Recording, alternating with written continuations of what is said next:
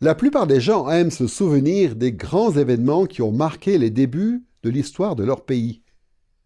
Cependant, avec le temps, il est souvent nécessaire de rappeler le sens de ces événements passés pour faire face aux défis, aux échecs et aux déceptions du présent. D'une certaine manière, nous retrouvons ce phénomène dans l'Ancien Testament, dans le livre de Josué. L'entrée des Israélites dans le pays de Canaan a été accompagnée d'actes extraordinaires. Pourtant, des générations plus tard, quand les Israélites furent confrontés à des difficultés, il s'est avéré nécessaire de rappeler l'importance de ces faits historiques. Ceci est la première leçon de notre série intitulée « Le livre de Josué ». Le titre de cette leçon est « Introduction au livre de Josué ». En cherchant à comprendre ce que le livre de Josué représentait pour l'ancien peuple d'Israël, nous serons plus à même de découvrir ce que ce livre peut nous apporter aujourd'hui. Notre introduction au livre de Josué sera divisée en 3 points. Premièrement, nous examinerons l'identité de l'auteur et la date de rédaction. Deuxièmement, nous donnerons une vue d'ensemble de la forme et l'objectif. Et troisièmement, nous ferons quelques remarques générales qui inspireront l'application pour le chrétien et que nous pouvons tirer de l'étude du livre de Josué. Le Saint-Esprit a inspiré le livre de Josué afin qu'il nous rapporte les événements historiques tels qu'ils se sont passés. Mais nous devons aussi tenir compte du fait que l'Esprit s'est servi des perspectives et des objectifs des auteurs humains pour façonner les écrits historiques qui nous ont été transmis.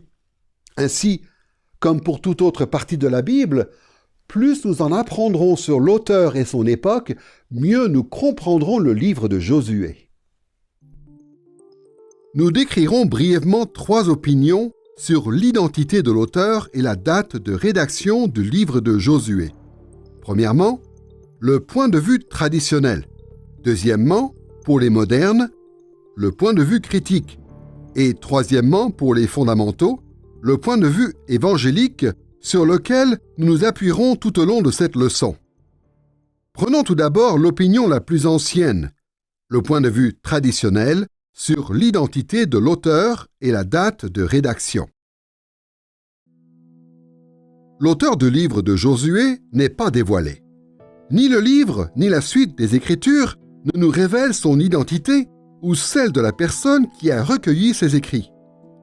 Le titre « Livre de Josué », qui apparaît dans la plupart des Bibles actuelles, a été ajouté bien après sa rédaction.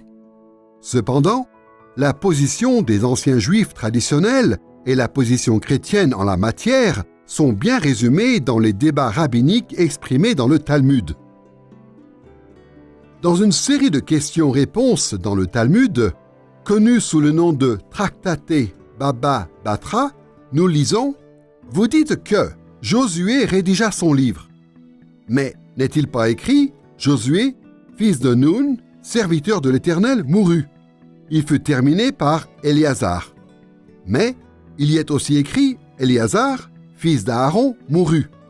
Phénéas le termina. » Comme nous pouvons le constater, certains rabbins éminents prétendaient que Josué lui-même était l'auteur d'une grande partie du livre. Mais ils reconnaissaient aussi que certains passages devaient avoir été transcrits après la mort de celui-ci. Ils attribuaient donc le récit de la mort de Josué au chapitre 24, verset 29, au grand prêtre Éléazar. Selon eux, la mort de ce dernier fut ensuite rapportée au chapitre 24, verset 33, par le fils d'Éléazar, Phénéas. En nous basant sur ce point de vue traditionnel, le livre de Josué a dû être rédigé il y a très longtemps, peu après que ces événements se soient déroulés. En fait, il n'existe que très peu ou même aucune preuve soutenant les affirmations contenues dans le Talmud. Cependant, nous ne devrions pas totalement rejeter cette hypothèse selon laquelle Josué, Éléazar et Phénéas contribuèrent à la rédaction de ce livre de la Bible. Déjà en Exode chapitre 17, verset 14, nous voyons que Josué était impliqué dans la préservation des premières archives historiques du peuple d'Israël. De plus, Josué supervisait la retranscription de la loi de Dieu afin qu'elle soit suivie dans les pratiques cérémonielles. Nous voyons cela dans des passages tels que Josué chapitre 8, verset 32 et chapitre 24, verset 26. Dans le même sens, les prêtres et les Lévites, tels qu'Éléazar et son fils Phinéas, occupaient des rôles importants dans la gestion et la transmission des Écritures. Dans quelques instants, nous verrons que l'auteur du livre de Josué s'est inspiré de diverses sources écrites en composant son livre. Le fait que Josué, Éléazar, Phinéas et d'autres comme eux pour le moins aient contribué indirectement à ces sources semble tout à fait envisageable. Le livre de Josué nous offre quelques indices quant à sa rédaction. Au chapitre 18, nous apprenons que 7 tribus n'avaient pas encore reçu leur part de l'héritage. Ils en parlèrent donc à Josué, qui choisit des hommes de chacune de ces tribus pour parcourir le pays et en faire un relevé, puis pour le lui rapporter. Il me semble que ce relevé correspond sans doute à la description que nous trouvons dans les chapitres 18 à 20, où les tribus reçoivent chacune son héritage, mentionnant les villes et les frontières attribuées aux unes et aux autres. Ainsi, cette partie du livre, sur 3 chapitres, correspond probablement à la description du pays rapportée par les hommes partis d'explorer. Le chapitre 24 nous dit que Josué écrivit dans le livre de la loi. Il semble tout à fait logique qu'il rapporte au moins les termes de l'alliance qu'il concluait avec le peuple d'Israël à ce moment-là. Le fait qu'il ajoute sans doute ces paroles au livre de la loi que Moïse avait commencé est sous-entendu, car Josué en dresse un témoignage devant l'Éternel. Il écrit ces paroles et les place devant Dieu, tout comme l'avaient été les ustensiles de Moïse. Le livre de la loi fut apparemment déposé dans le sanctuaire et consacré à l'Éternel. Par conséquent, ces écrits de Josué sont sans doute explicitement mentionnés dans le livre de Josué. S'il est vrai que nous avons reçu la description de l'héritage d'Israël et le récit de l'Alliance dans les derniers chapitres du livre, alors nous pouvons en déduire que les narrations si détaillées, comprenant les batailles dans les premiers chapitres, furent aussi rédigées à cette même époque et sûrement par Josué lui-même. En gardant à l'esprit le point de vue traditionnel sur l'identité de l'auteur et la date de rédaction du livre de Josué, examinons à présent le point de vue critique, moderne, soutenu généralement par les spécialistes actuels qui rejettent la pleine autorité des Écritures.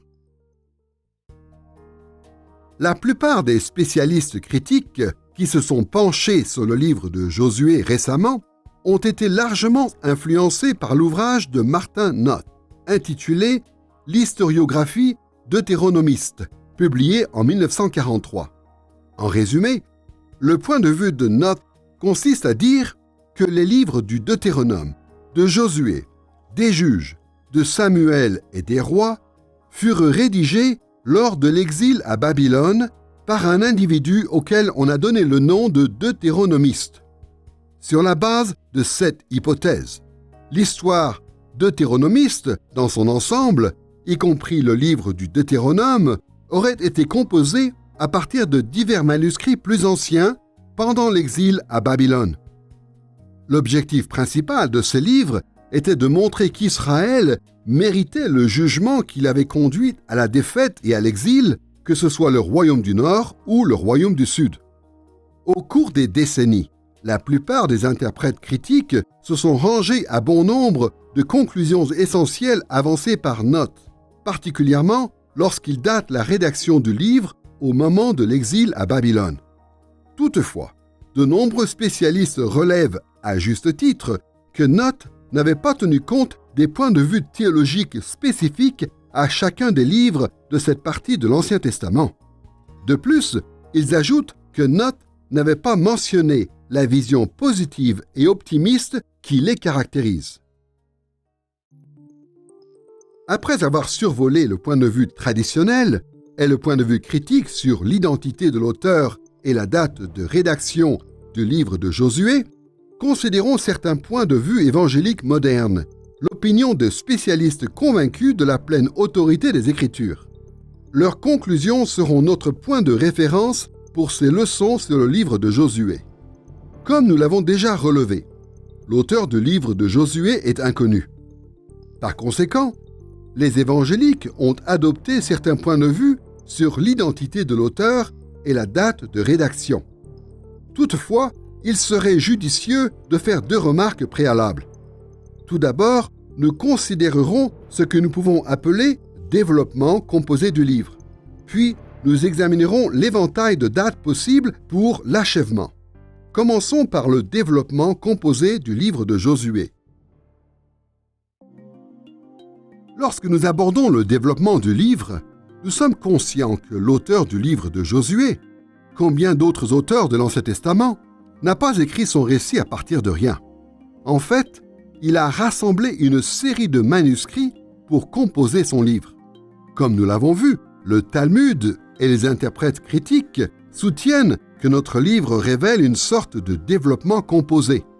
Et de manière générale, les évangéliques, eux aussi, reconnaissent que l'auteur a puisé dans diverses sources. Nous pouvons en être sûrs jusqu'à un certain point, car au chapitre 10, verset 13, l'auteur cite directement ce qu'il intitule le livre ou le parchemin du juste. Nous ne savons pas grand-chose de ce livre, mais il est clair que l'auteur et ses lecteurs le connaissaient. De plus, nous verrons tout au long des leçons que l'auteur incorpore des passages du Pentateuque ainsi que différents textes qui ne se trouvent pas dans la Bible. Nous ne pouvons pas remonter à ces diverses sources sans nous engager dans toutes sortes de conjectures. Cependant, sachant que l'auteur s'est inspiré de manuscrits anciens tels que le livre du Juste, nous comprenons pourquoi ce livre peut nous sembler répétitif et décousu parfois. Cette utilisation de ressources antérieures nous permet aussi d'éviter une faute répandue lorsqu'il s'agit de dater la forme finale du livre. À 15 reprises, le livre de Josué nous dit qu'une situation ou l'autre a perduré jusqu'à aujourd'hui. Bien sûr, il serait naturel de penser que « jusqu'à aujourd'hui » se réfère à l'époque de l'auteur. Cependant, comme nous le constatons clairement dans des passages tels que 1 Roi chapitre 8 verset 8, cette expression « jusqu'à aujourd'hui » peut parfois se rapporter à l'époque des sources antérieures. Malgré que les évangéliques s'accordent généralement pour dire qu'il existe une sorte de développement composé dans le livre de Josué, il reste la question « quand l'achèvement du livre s'est-il produit ? Quand a-t-il atteint sa forme définitive, celle que nous trouvons dans notre Bible actuelle ?» Comme c'est le cas pour bon nombre de livres de l'Ancien Testament, nous ne pouvons pas déterminer avec exactitude à quel moment l'auteur a achevé le livre de Josué et lui a donné sa forme définitive. Les indices ne nous donnent qu'un éventail des probabilités pour les dates possibles les plus antérieures et les dates possibles les plus récentes. Mais, comme nous le verrons dans ces leçons, en gardant à l'esprit cet éventail de dates, nous percevrons mieux comment l'auteur a composé son livre, ceci afin de toucher ses lecteurs de l'époque. Nous étudierons ces possibilités de dates pour l'achèvement du livre de Josué en 2 étapes. Tout d'abord, nous examinerons la date la plus récente possible, puis la plus antérieure possible. Commençons par la date la plus récente à laquelle le livre de Josué a pu être rédigé. Le meilleur moyen de définir la date la plus récente pour la composition du livre est de considérer les indices en dehors du livre de Josué. Il existe des preuves solides selon lesquelles l'auteur aurait délibérément contribué à ce que les spécialistes actuels appellent l'histoire primitive d'Israël, celle qui commence en Genèse et se poursuit jusqu'au livre des rois, hormis Ruth. Cette déduction a son importance car les premiers livres bibliques forment une chronologie, l'un après l'autre, s'imbriquant comme les maillons d'une chaîne. Le raisonnement est le suivant. Le Pentateuque date de l'époque de Moïse et comprend les 5 premiers maillons de la chaîne. Genèse commence avec le récit de la création et se termine avec l'histoire de Joseph et de ses frères en Égypte. Exode prend pour acquis le livre de la Genèse, car l'introduction est une chronologie annonçant la mort de Joseph, et le livre s'achève sur Moïse et le peuple d'Israël au mont Sinaï. Lévitique poursuit le récit des événements qui se sont produits au mont Sinaï. Nombre ajoute un compte-rendu du périple du peuple entre le mont Sinaï et les plaines de Moab. Finalement, Deutéronome vient clore le Pentateuque en rapportant les discours de Moïse sur les plaines de Moab et son décès. De la même manière, le livre de Josué est le premier maillon de la série deutéronomiste suivante dans l'histoire primitive, la partie qui dépend fortement des principes théologiques contenus dans le Deutéronome. L'auteur du livre de Josué commence son récit avec la mort de Moïse et poursuit jusqu'au décès de Josué. Juge reprend l'histoire d'Israël là où s'arrête le livre de Josué. Samuel décrit d'abord les débuts du ministère de Samuel, le dernier juge en Israël, et conclut avec le règne de David. Pour finir, roi représente la dernière étape de l'histoire primitive. Il débute avec la mort de David et s'achève sur la déportation vers Babylone. Dans ce sens, le livre des rois découle de tous les livres antérieurs dans l'histoire deutéronomiste. Ce constat nous amène à une déduction essentielle concernant la date plausible pour l'achèvement du livre de Josué. Il a dû être terminé avant la rédaction du livre des rois. Cette indication est bien utile, car nous avons beaucoup d'indices sur l'époque à laquelle le livre des rois a été écrit. Nous trouvons le dernier événement rapporté dans ce livre en 2 Rois chapitre 25, versets 27 à 30. Un descendant de David, du nom de Jéhoïakim, sort de la maison d'arrêt à Babylone en l'an 561 avant Jésus-Christ. Par conséquent, ce livre n'a pas pu être achevé avant cette date. De plus, le livre des rois s'arrête juste avant l'annonce du formidable retour d'exil en 539 avant Jésus-Christ. Il est inconcevable que l'auteur n'ait pas mentionné cet événement crucial dans l'histoire d'Israël, s'il avait déjà eu lieu lors de la rédaction du livre des rois. Ainsi, en respectant la chronologie de l'histoire primitive d'Israël, nous pouvons fixer la date la plus récente à laquelle le livre de Josué a pu être achevé, à la période de l'exil à Babylone. À partir de cette dernière date possible, il nous faut remonter le temps. Quelle est la date la plus lointaine à laquelle le livre de Josué a pu être terminé? Il est évident qu'il n'a pas pu prendre sa forme définitive qu'au temps des juges, une génération environ après la mort de Josué. Prenez ce que l'auteur écrit à la fin de son livre, au chapitre 24, verset 31. Israël servit l'Éternel pendant toute la vie de Josué et pendant toute la vie des anciens qui survécurent à Josué et qui connaissaient toute l'œuvre que l'Éternel avait faite en faveur d'Israël. Remarquez que ce verset mentionne les anciens qui survécurent à Josué. Et dans le même sens, nous lisons que Israël servit l'Éternel pendant toute la vie de ceux qui connaissaient toute l'œuvre que l'Éternel avait faite en faveur d'Israël. Ce diagnostic positif de la santé spirituelle du peuple nous fournit des indications sur l'auteur. Il devait savoir que la génération après la mort de Josué s'était détournée de l'Éternel, un fait répété dans le livre des Juges. Ainsi, ce verset nous permet de fixer la date la plus antérieure possible pour l'achèvement du livre de Josué à la période des Juges. D'autres passages en Josué font aussi référence à des événements qui se sont produits durant la période des Juges. Par exemple, Josué chapitre 19, verset 47, mentionne la migration de la tribu de Dan vers un nouveau territoire au nord du pays qui eut lieu durant la période des Juges, selon Juges chapitre 18, versets 27 à 29. Il est donc vraisemblable que l'achèvement du livre de Josué remonte au plus tôt à cette époque. Nous devons cependant ajouter que bon nombre d'interprètes situent la rédaction du livre au temps de la monarchie. Pour plusieurs raisons, ils ont conclu qu'il s'agit là de la date la plus antérieure possible pour la composition définitive du livre. Nous ne pouvons écarter cette hypothèse. La preuve principale en faveur de cette théorie se trouve en Josué chapitre 11, verset 21.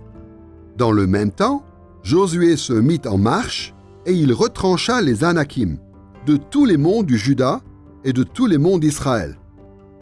Comme nous pouvons le constater, ce verset fait une distinction entre les monts de Juda ou le royaume du Sud et les monts d'Israël ou le royaume du Nord. Cette distinction entre Juda et Israël a incité certains à prétendre que le livre de Josué ne pouvait pas avoir été rédigé avant le schisme du royaume d'Israël en 930 avant Jésus-Christ. Toujours est-il, il est important de relever que la Septante, l'ancienne traduction grecque de l'Ancien Testament, ne fait pas cette distinction. De plus, les spécialistes ne s'accordent pas sur la version la plus exacte entre l'hébraïque et la grecque. Il est donc envisageable, mais pas certain, que Josué, chapitre 11, verset 21, sous-entende que le schisme du royaume s'était déjà produit. Si nous rassemblons tous nos indices, l'achèvement du livre de Josué remonte au plus à la période des juges, mais il pourrait aussi avoir été terminé plus tard à l'époque de la monarchie. Nous pourrions même admettre qu'il ait pu être achevé au moment de l'exil à Babylone. Comme nous allons le voir, le fait de prendre conscience de l'étendue des dates de rédaction possibles nous permettra de pleinement saisir les besoins auxquels le livre de Josué cherchait à répondre. Tout en gardant à l'esprit ce que nous venons d'apprendre sur l'identité de l'auteur et la date de rédaction du livre de Josué, penchons-nous sur une deuxième question préalable, celle de la forme et l'objectif du livre. Comment l'auteur a-t-il conçu son récit de la période de Josué? Pourquoi l'a-t-il formulé ainsi? Lorsque nous étudions un livre historique de la Bible tel que Josué, il faut être conscient que les mêmes événements peuvent être rapportés avec des variantes sans pour autant qu'il y ait d'erreur. Tous les livres de la Bible relatant des faits historiques élaborent leur récit de manière à atteindre certains objectifs, tout en insistant sur des points de vue précis avec en vue les lecteurs d'origine. Nous explorerons ce sujet plus à fond dans les leçons suivantes, mais pour l'instant, nous donnerons un aperçu de la forme et l'objectif du livre de Josué en deux étapes. Premièrement, nous présenterons le contenu et la structure dans l'ensemble du livre, son organisation globale. Dans un deuxième temps, nous relèverons sa signification initiale, l'effet que l'auteur désirait produire sur ses premiers lecteurs. Commençons par le contenu et la structure du livre de Josué. Le livre de Josué est composé de 24 chapitres comprenant de nombreux genres littéraires différents. Nous y découvrons des récits, des rapports, des discours ainsi que des listes de personnes et de lieux provenant sans doute de diverses sources. C'est pourquoi les interprètes ont cherché à analyser les indications structurelles du livre de Josué de manière différente. Cependant, le fonctionnement général de la structure et du contenu du livre dans son ensemble est aisément perceptible. Les spécialistes de l'Ancien Testament désignent ou identifient les genres littéraires dans chaque livre de la Bible différemment. Mais, de manière générale, le livre de Josué contient 3 genres principaux. Il est composé de récits ou d'histoires, des textes généralement compréhensibles comme la bataille de Jéricho, ce genre de passage. Il contient aussi de longues listes, des listes géographiques de lieux dont ont hérité les différentes tribus et que Dieu a attribuées en énumérant les villes les unes après les autres. Certaines parties du livre comportent un ou plusieurs discours dispensés par un individu à un groupe de personnes. Ainsi, vous constaterez, en distinguant ces 3 grandes catégories, qu'elles correspondent à peu de choses près à une première section principale du livre, à une deuxième, puis à une troisième. La première se compose essentiellement de textes narratifs, la deuxième de listes géographiques et la troisième de discours.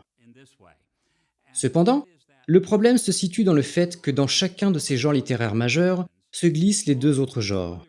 Par conséquent, en étudiant ces différentes sections et ces genres littéraires dans le livre de Josué, il est essentiel de les garder à l'esprit afin de les repérer, tout en avançant dans le livre.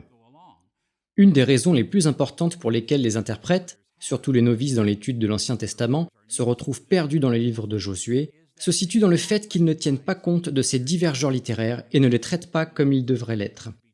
Ainsi, en abordant le livre de Josué, comme n'importe qui le ferait, si nous ne nous concentrons pas sur ces genres littéraires et la façon dont ils se mêlent les uns aux autres dans les sections du livre, alors nous risquons la confusion.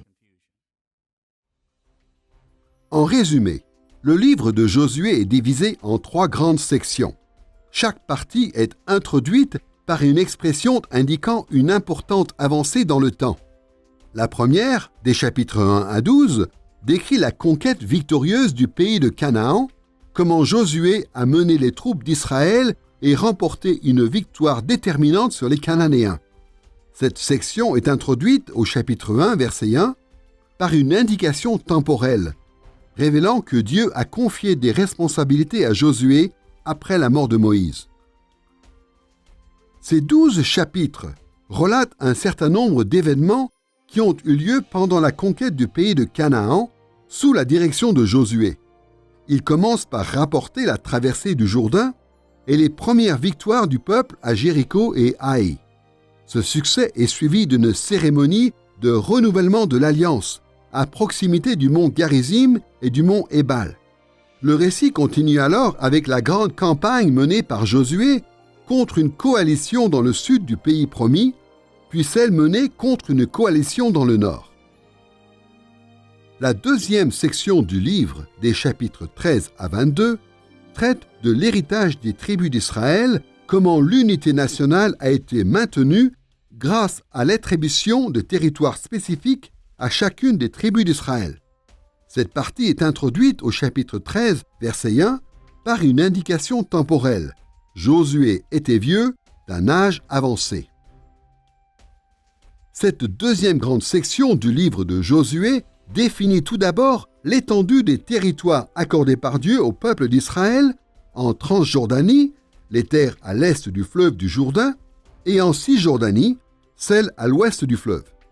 Elle décrit ensuite, dans les détails, les régions spécifiques allouées aux tribus ayant reçu l'autorisation de s'installer en Transjordanie. De plus, elle explique comment Dieu a accordé de grands territoires à l'ouest du Jourdain à Juda, Éphraïm et Manassé, puis de plus petits aux autres tribus d'Israël.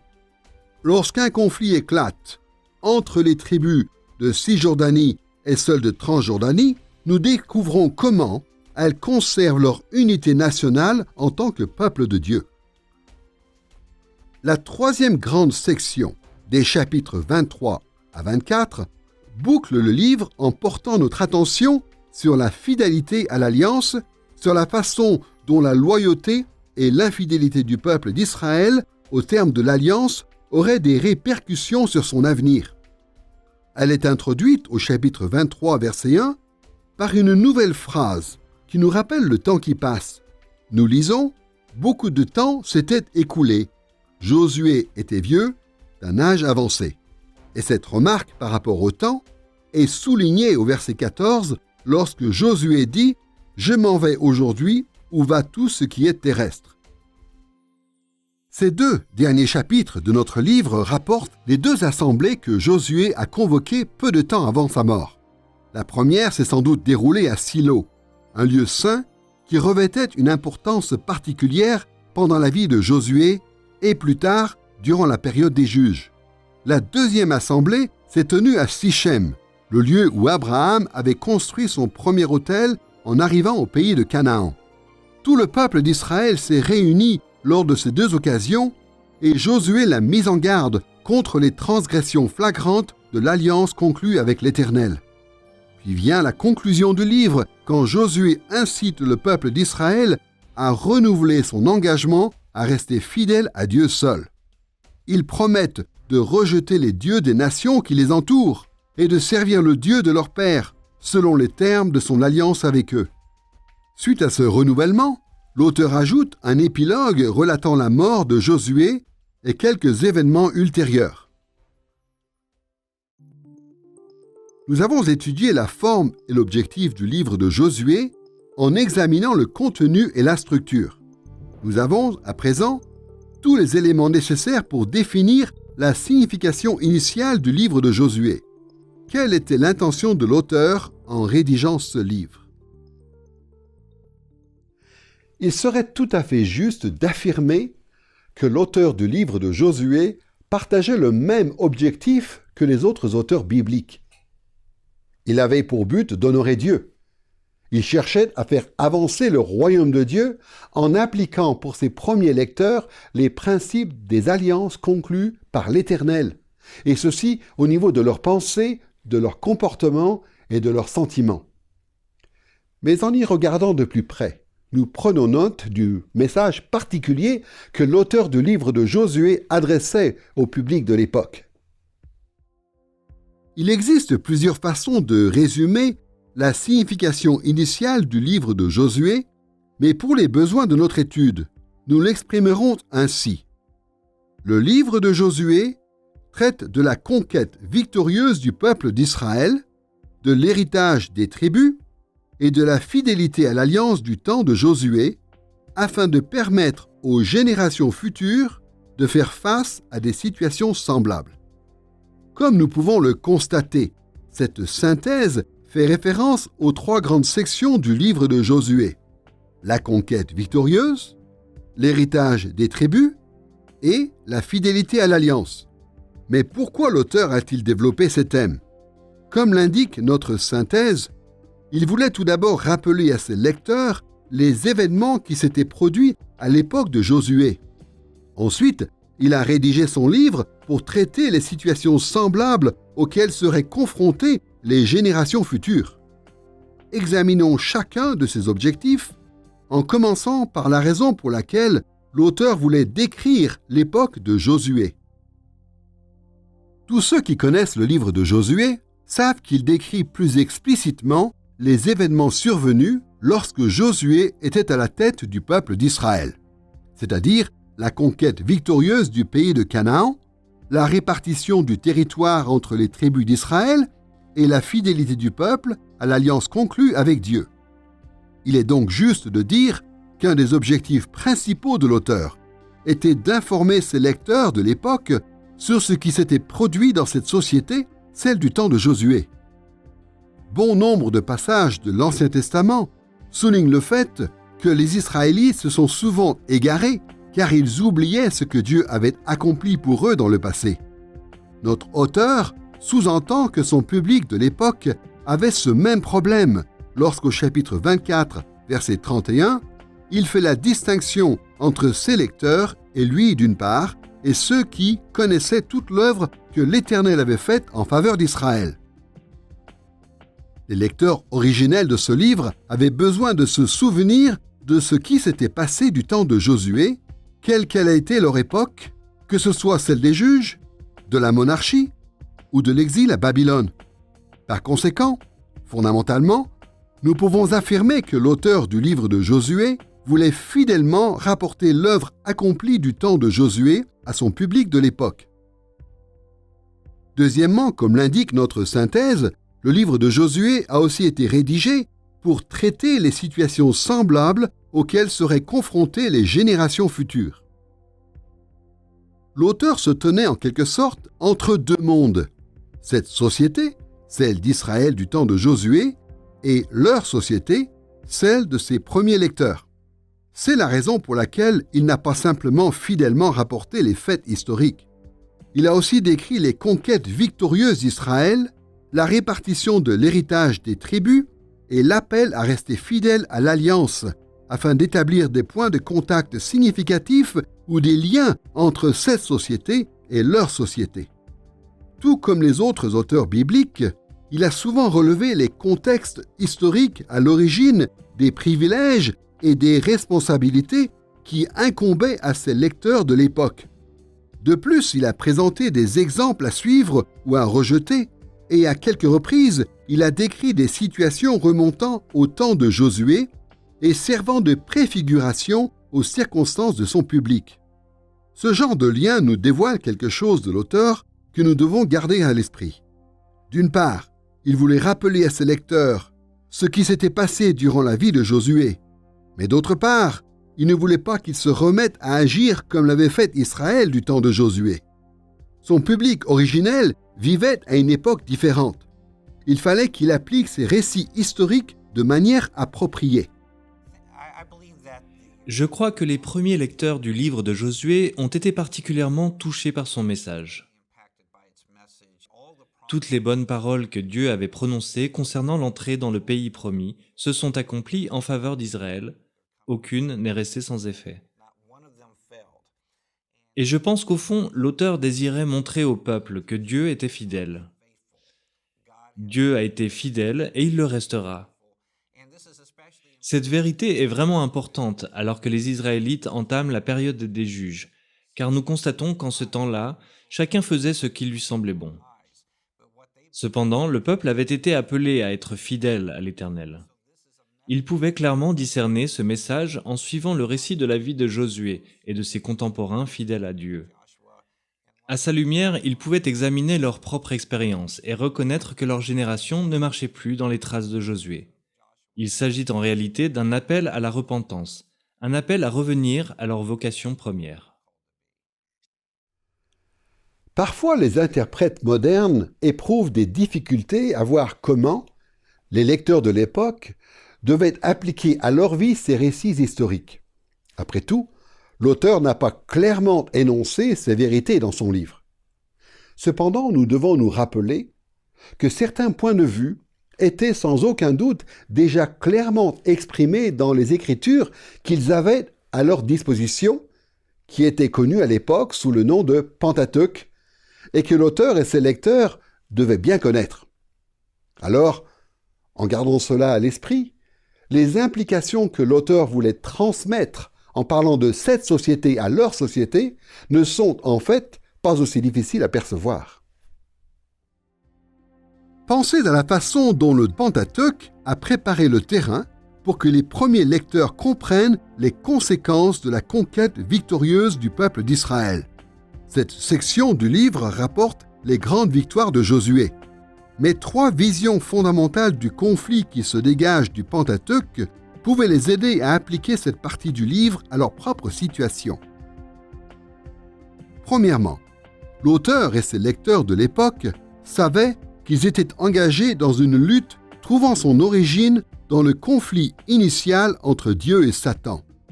Genèse chapitre 3 verset 15 nous apprend qu'à partir de la chute et tout au long de l'histoire de l'humanité, Dieu et Satan mènent un combat l'un contre l'autre. Ce conflit invisible se manifeste sur terre par l'inimitié entre la descendance du serpent, les gens qui servent Satan, et celle de la femme, les serviteurs de Dieu. C'est pourquoi le livre de Josué ne limite pas les batailles livrées par Israël à une guerre physique. Au contraire, dans Josué chapitre 5, verset 14, l'auteur mentionne le personnage céleste, le chef de l'armée de l'Éternel.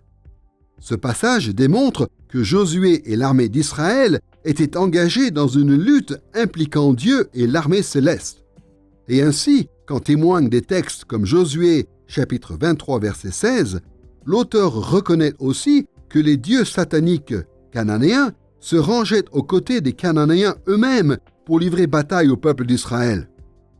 Les premiers lecteurs du livre de Josué avaient beaucoup de choses à apprendre des conquêtes d'Israël, car tout comme le peuple du temps de Josué, ils savaient qu'ils étaient partie prenante dans le conflit qui opposait Dieu à Satan et ceux qui les servaient.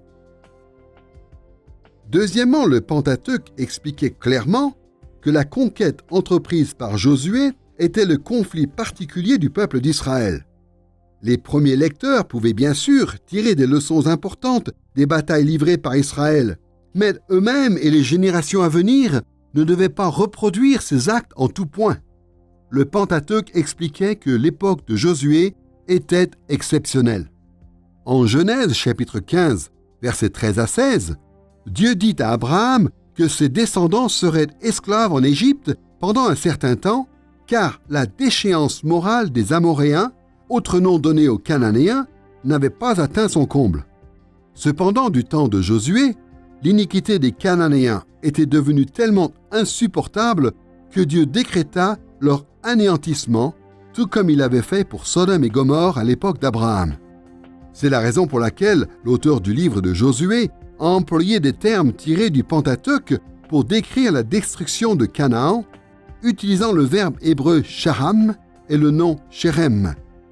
Comme nous le montre Josué, chapitre 6, versets 17, 19 et 21, dans le cadre de la conquête de Josué, ces termes ne signifiaient pas simplement détruire, ils voulaient dire consacrer à l'Éternel ou vouer à l'Éternel par interdit.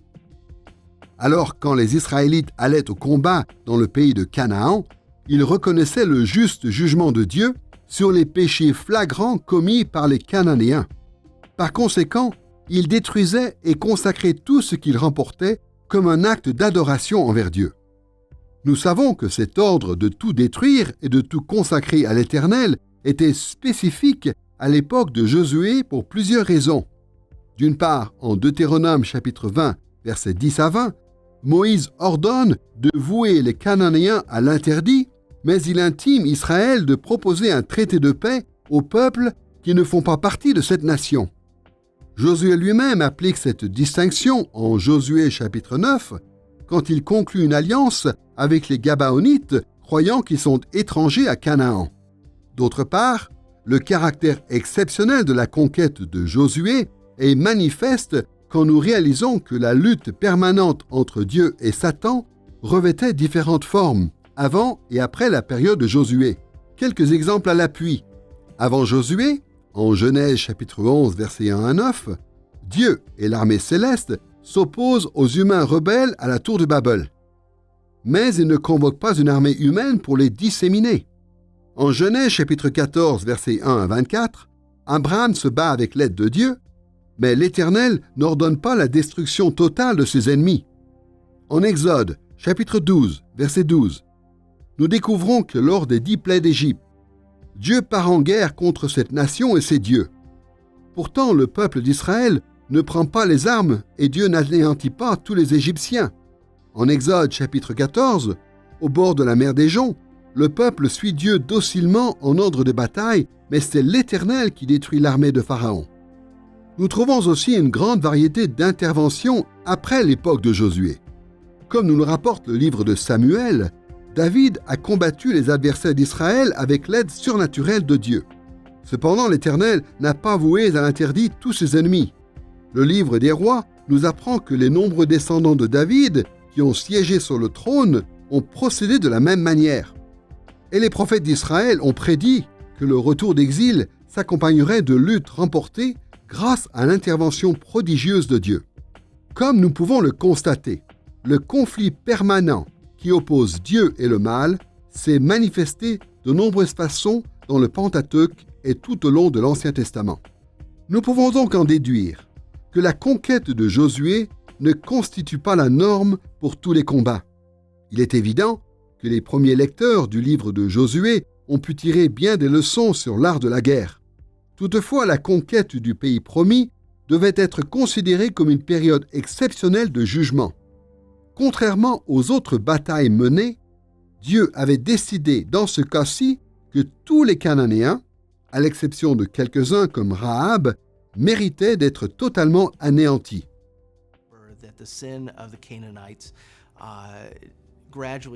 Le péché des Cananéens était devenu peu à peu abominable.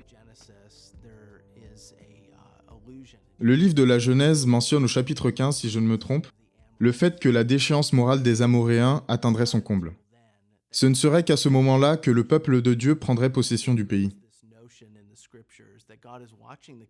Il existe donc cette idée dans les Écritures selon laquelle Dieu regarde la nation des Cananéens s'enfoncer dans la déchéance et comprend que lorsqu'elle arrivera à un certain point, sa justice s'abattra sur eux. L'instrument de cette justice sera la nation d'Israël, mais non pas parce que les Israélites étaient moralement droits ou quelque chose de la sorte. Ce n'est qu'un tout petit peuple. Il est prompt à de graves péchés comme nous le constatons même avant l'institution de Josué. Même lors de leur conquête, ils commettent des transgressions. Mais le fait est que Dieu, dans sa grâce, a appelé cette nation et l'a utilisée pour anéantir une autre nation qui pourrait, si elle subsistait, corrompre la première. Et voilà une autre raison pour laquelle Dieu a permis aux Israélites de pénétrer dans le pays de Canaan et de détruire tous ses habitants. Il ne voulait pas que le peuple soit corrompu par les pratiques religieuses, l'idolâtrie, le péché des habitants, qu'il se conforme aux nations qui les entouraient.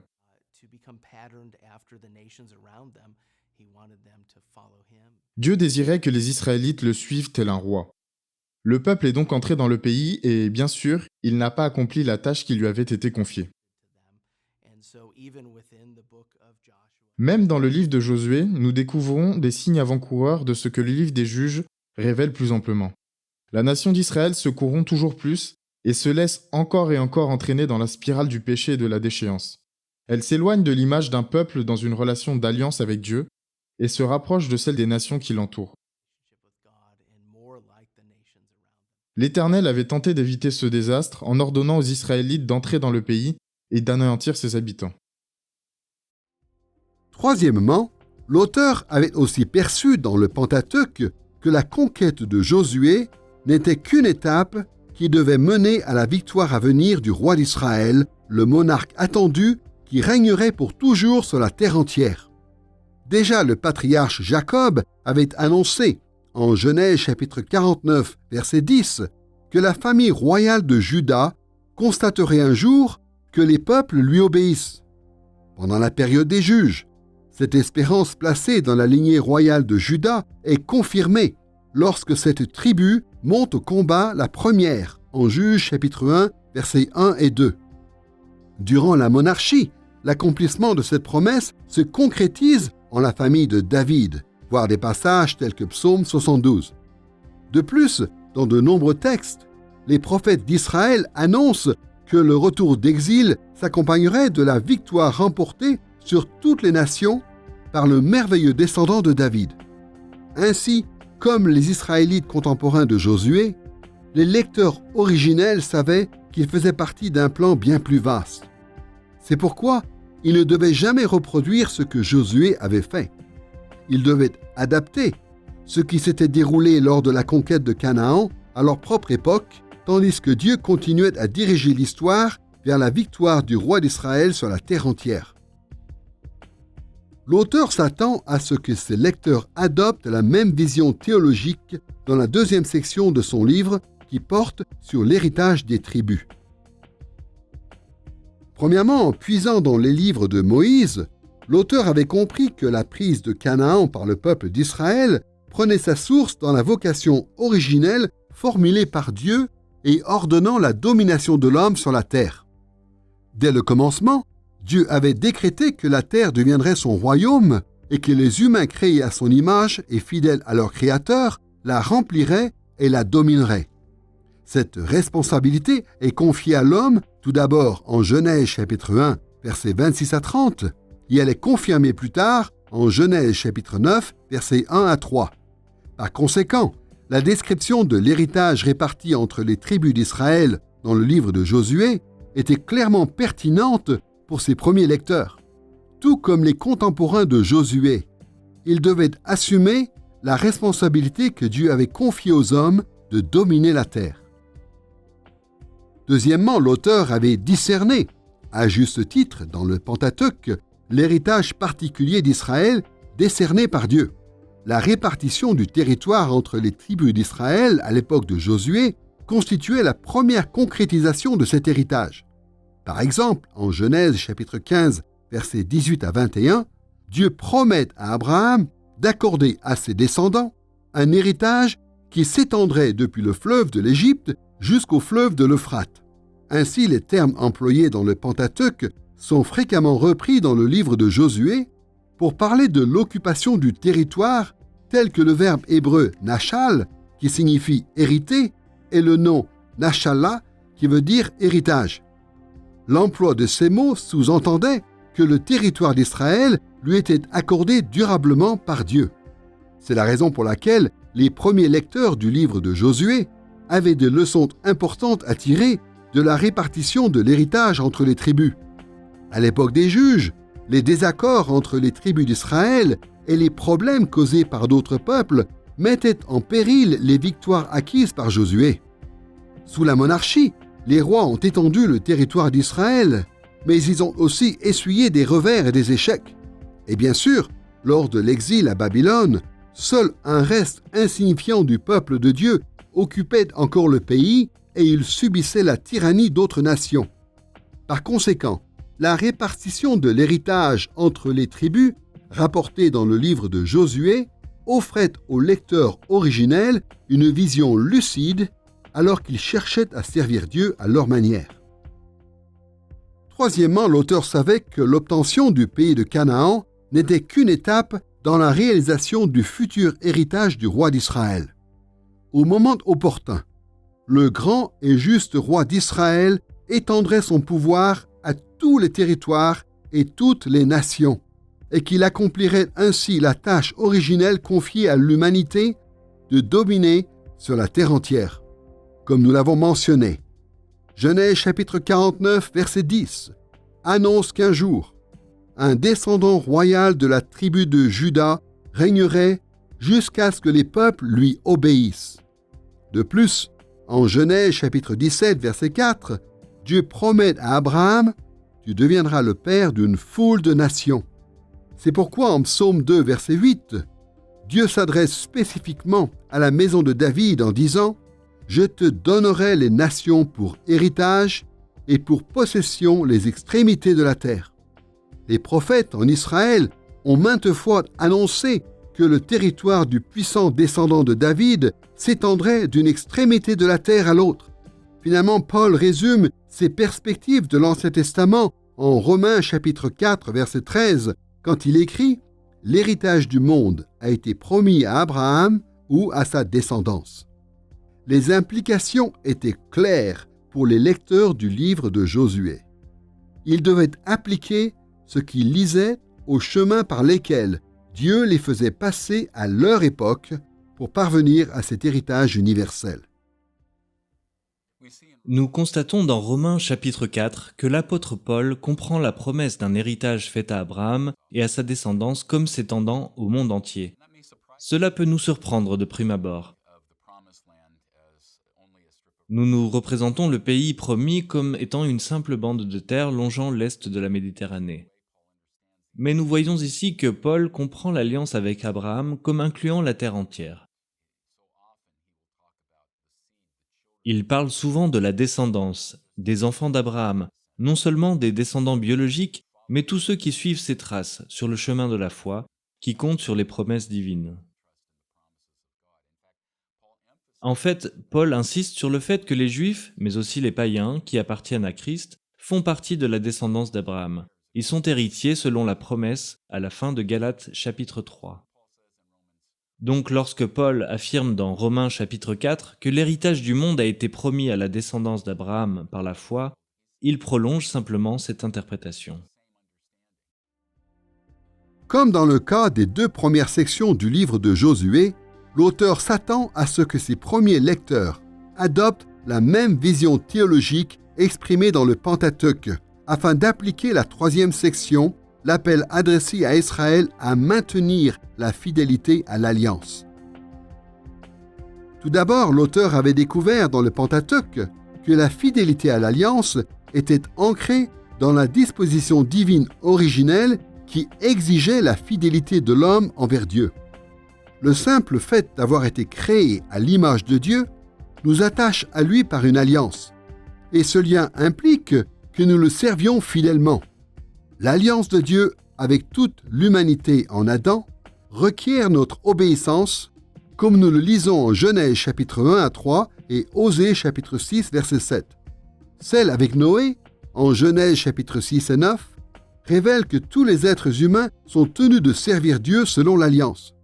Puisque cette vérité s'applique à tous les hommes de tous les temps, les premiers lecteurs pouvaient être interpellés par l'appel de Josué à rester fidèles à l'alliance. Tout comme le reste de l'humanité, ils se devaient de servir Dieu. D'autre part, les premiers lecteurs devaient aussi être conscients de la nécessité de la fidélité particulière d'Israël à l'alliance. L'auteur a pris la peine de relever qu'à la période de la conquête, Josué avait incité le peuple à rester attaché à l'alliance avec Dieu. Et le peuple s'était engagé à le faire. Les premiers lecteurs du livre de Josué connaissaient l'alliance de Dieu avec Abraham en Genèse chapitre 17. Dieu avait instauré la circoncision comme signe de l'engagement à le suivre.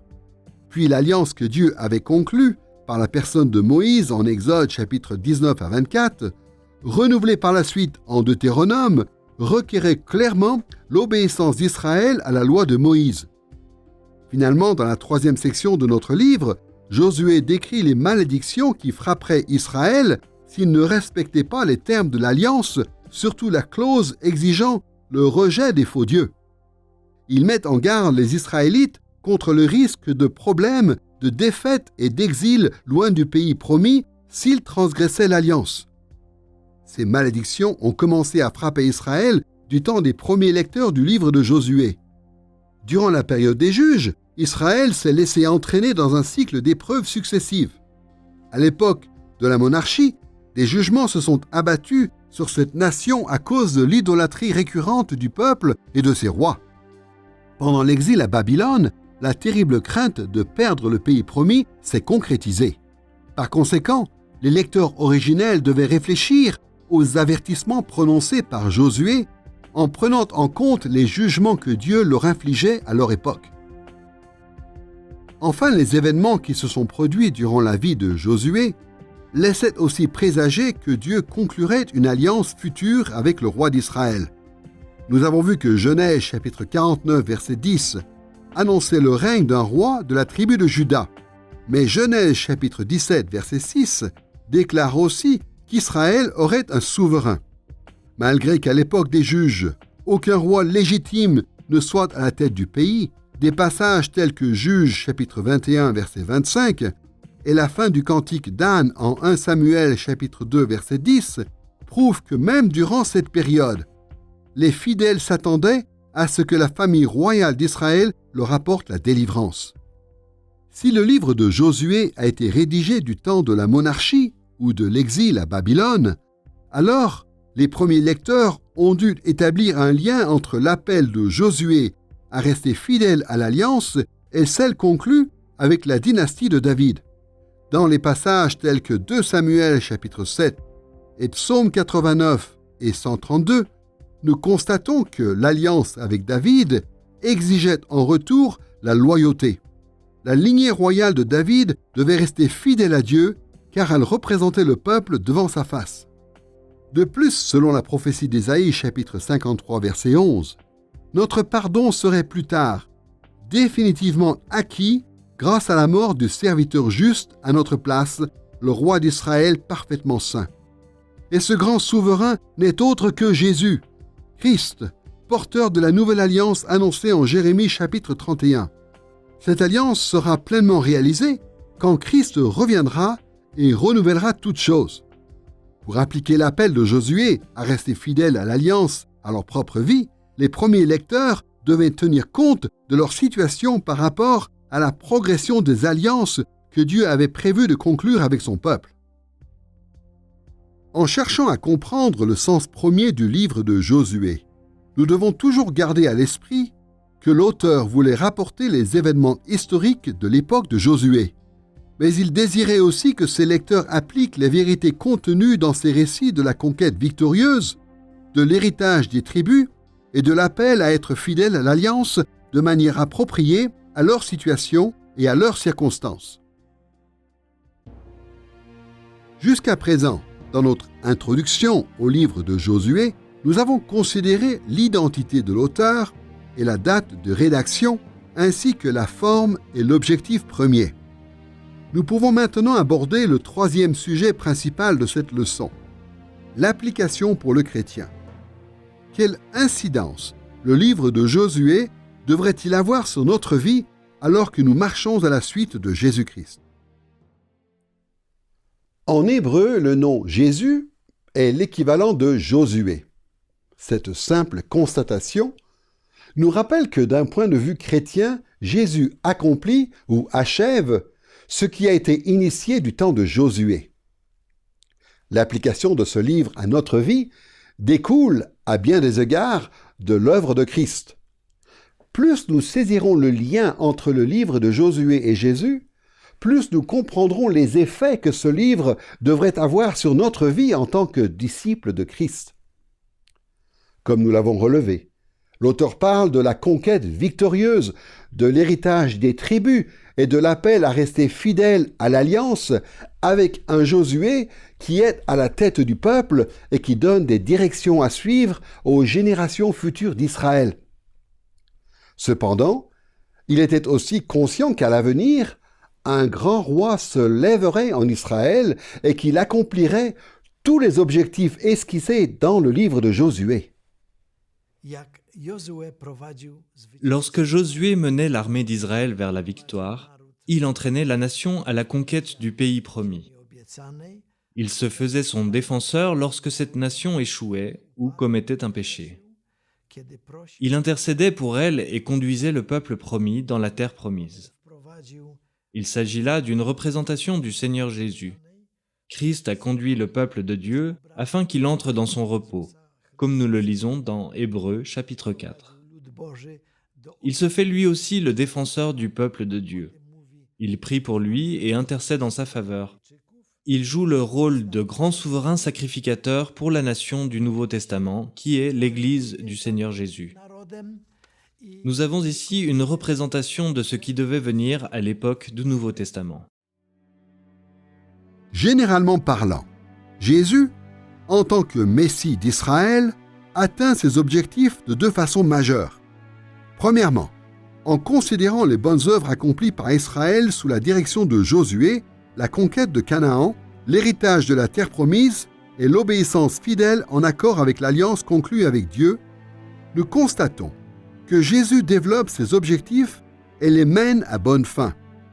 Deuxièmement, en comparant l'œuvre de Christ et les défaillances du peuple d'Israël, son incapacité à anéantir les Cananéens comme Dieu le lui avait ordonné, ses chamailleries et ses disputes autour de la répartition de l'héritage et son inaptitude à rester fidèle à l'alliance de Dieu, nous réalisons que Jésus inverse toutes ces défaillances. Et par ce biais, il s'engage dans la conquête victorieuse du monde entier, il hérite de tout et il instaure une fidélité à l'alliance jusqu'aux extrémités de la terre. Mais pour comprendre comment appliquer le livre de Josué à notre situation actuelle, nous devons nous souvenir d'une chose. Dieu avait prévu que l'accomplissement messianique de ses objectifs se fasse avec le temps. En s'inspirant des prophéties de l'Ancien Testament, de nombreux Juifs du 1er siècle croyaient à juste titre que le Messie se lancerait à la conquête du monde entier, qu'il l'hériterait et répandrait partout la fidélité à l'alliance. Toutefois, ces Juifs pensaient qu'il agirait rapidement et radicalement.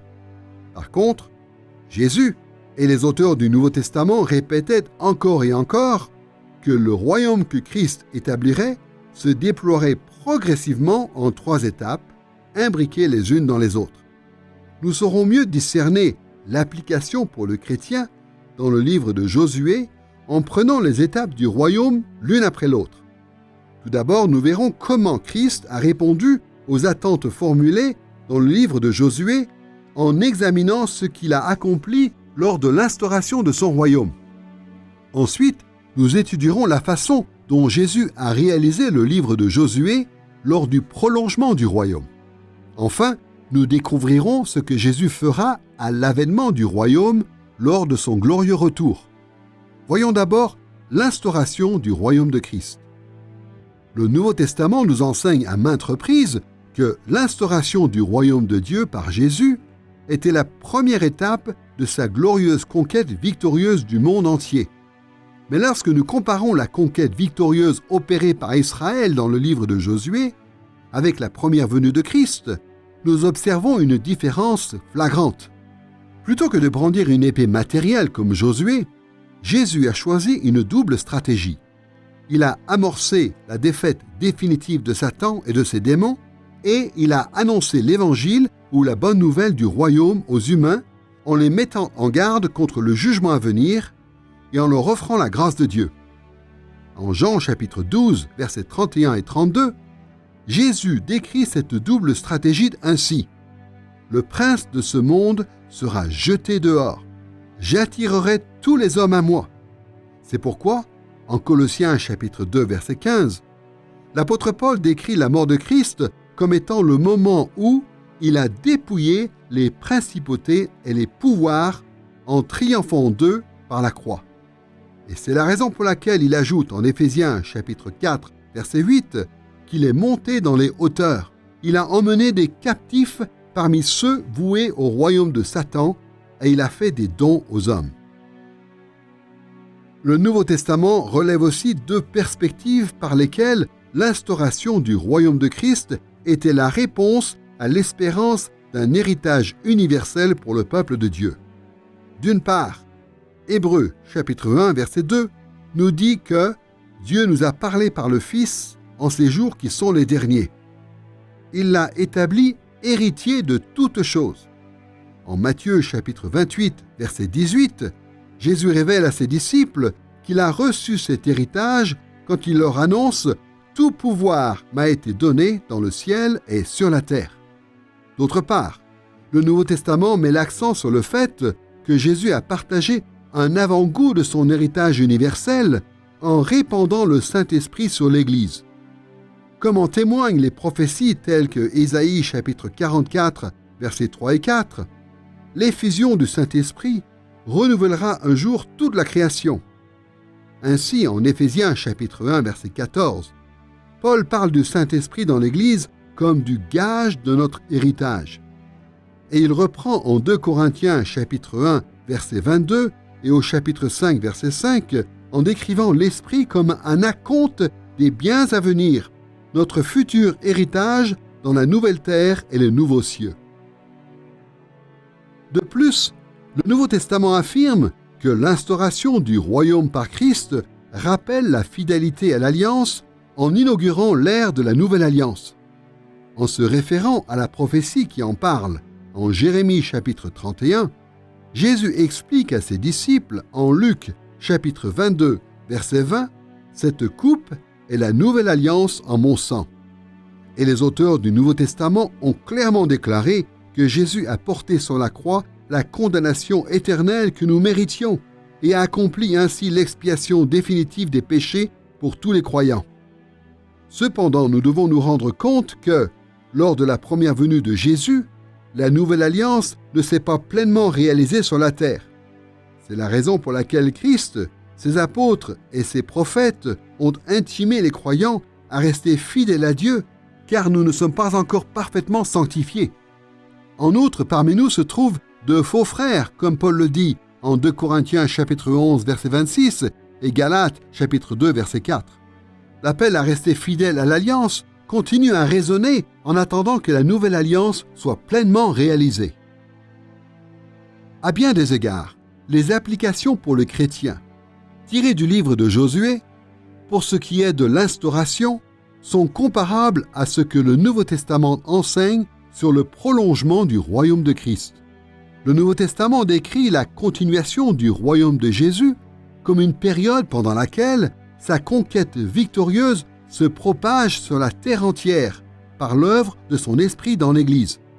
Comme Paul le déclare en 1 Corinthiens chapitre 15 verset 25, « Car il faut qu'il, Christ, règne jusqu'à ce qu'il ait mis tous ses ennemis sous ses pieds. » Toutefois, notre mission en tant qu'Église n'est pas de brandir des armes de guerre, pas plus que Jésus, ses apôtres et ses prophètes ne l'ont fait.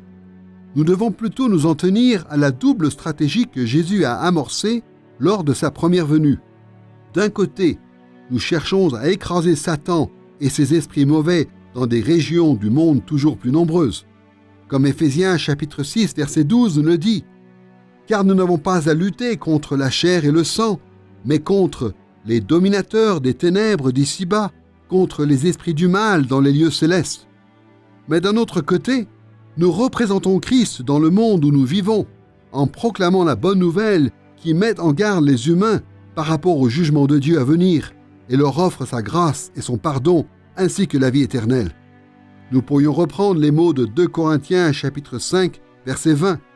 Nous sommes donc ambassadeurs pour Christ. Nous vous en supplions au nom de Christ, soyez réconciliés avec Dieu. Nous constatons de plus que notre espérance d'un héritage universel pour le peuple de Dieu est maintenu dans le prolongement de son royaume tout au long de l'histoire de l'Église. Jésus démontre qu'il est bel et bien l'héritier de toutes choses, établi par Dieu par le fait que partout des gens le reçoivent comme Seigneur de leur vie. Et Christ continue de verser l'acompte du Saint-Esprit à des croyants toujours plus nombreux. Comme nous le lisons dans des passages tels que Galates, chapitre 3, verset 29, « Et si vous êtes à Christ, alors vous êtes héritiers selon la promesse. » Cette vérité est reprise en Romains, chapitre 8, versets 16 et 17. « Nous sommes aussi héritiers de Dieu et co-héritiers de Christ. »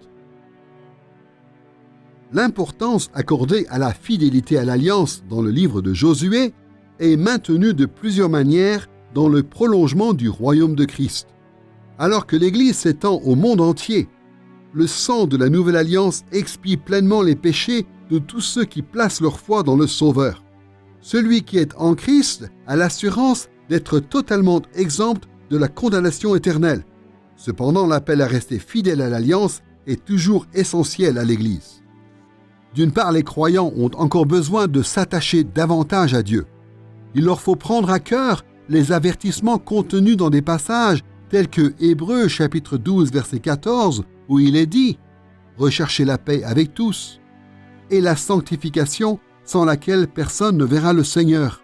Et d'autre part, nous devons mettre en garde les faux frères encore parmi nous afin qu'ils se repentent et reçoivent le salut. Comme nous l'explique Hébreux chapitre 10 versets 26 et 27, « Si nous péchons volontairement, il ne reste plus de sacrifice pour les péchés, mais une attente terrifiante du jugement et l'ardeur du feu prête à dévorer les rebelles contre Dieu. »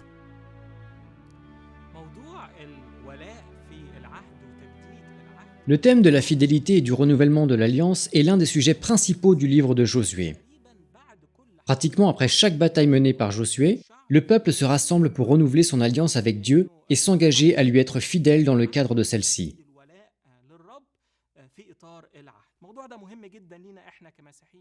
Ce thème est aussi très important pour nous en tant que chrétiens, car nous sommes de même dans une alliance, la nouvelle alliance que Christ a scellée de son sang. La question de la fidélité à l'alliance est liée à ce que l'Éternel a fait, à sa bienveillance et à sa grâce. Par conséquent, puisque Dieu avait témoigné sa bonté envers Israël et avait tenu toutes ses promesses à son égard, Josué estimait qu'il était essentiel de rappeler au peuple l'importance de demeurer loyal et fidèle à l'Éternel au sein de l'Alliance. Le même principe s'applique à nous. Dieu nous a manifesté sa bonté en Christ et nous recevons le salut par l'œuvre de sa grâce. Nous devons donc lui être fidèles en lui obéissant, en nous conformant à ses commandements et ses lois. Lorsque nous vivons dans l'obéissance, la fidélité et la loyauté, nous exprimons notre reconnaissance à Dieu pour ce qu'il a fait pour nous dès le commencement.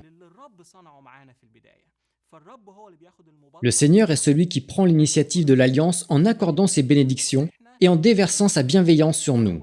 Et nous répondons à ces bénédictions et à cette bienveillance en obéissant et en restant fidèles dans le cadre de l'Alliance. Après avoir démontré que l'application pour le chrétien dans le livre de Josué se retrouve dans l'instauration et le prolongement du royaume de Christ, nous allons brièvement aborder l'étape finale, l'avènement.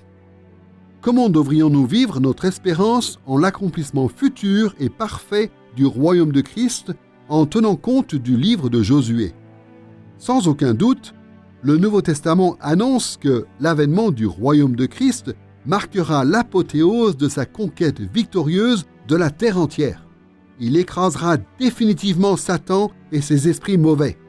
Quand Jésus reviendra dans sa gloire, le temps de la patience de Dieu envers les non-croyants sera terminé. À ce moment-là, le jugement qui s'est abattu sur Canaan à l'époque de Josué semblera insignifiant en comparaison avec la condamnation que Jésus infligera à tous les ennemis humains de l'Éternel. Comme nous le voyons en Apocalypse chapitre 19, versets 14 et 15, les armées qui sont dans le ciel le suivaient. De sa bouche sort une épée tranchante pour frapper les nations. Bien entendu, lorsque Jésus reviendra à l'avènement de son royaume, son héritage universel, son droit en tant qu'héritier de toutes choses sera pleinement abouti. Nous lisons ces paroles en Apocalypse, chapitre 11, verset 15. Le royaume du monde est passé à notre Seigneur et à son Christ. Et ce royaume universel sera réparti entre tous ceux qui auront reçu Christ.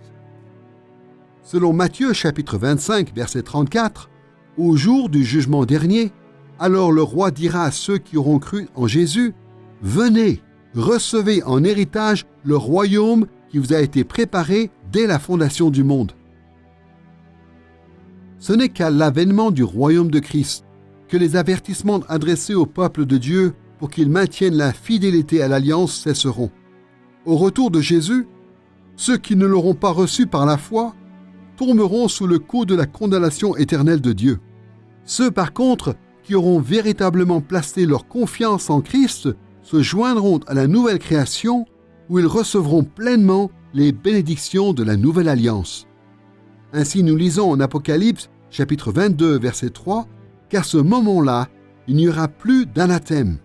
Le trône de Dieu et de l'agneau sera dans la ville, ses serviteurs le serviront. »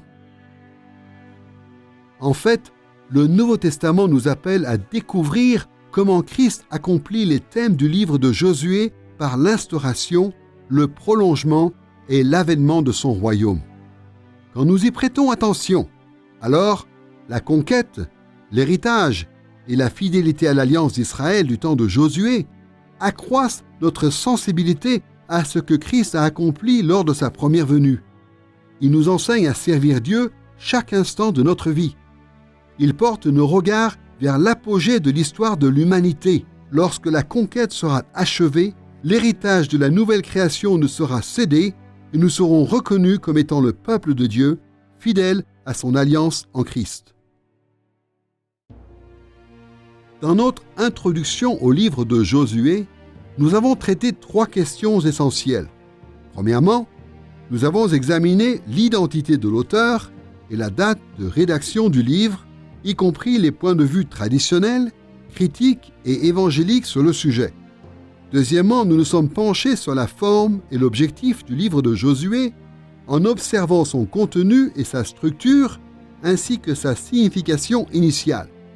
Et troisièmement, nous avons tiré certaines applications pour le chrétien en considérant la manière dont Christ, par l'instauration, le prolongement et l'avènement du royaume glorieux de Dieu, réalise les attentes formulées dans le livre de Josué. Le livre de Josué rappelait aux Israélites d'autrefois ce que Dieu avait accompli pour eux au travers de la vie de Josué, alors qu'ils étaient confrontés à des situations difficiles.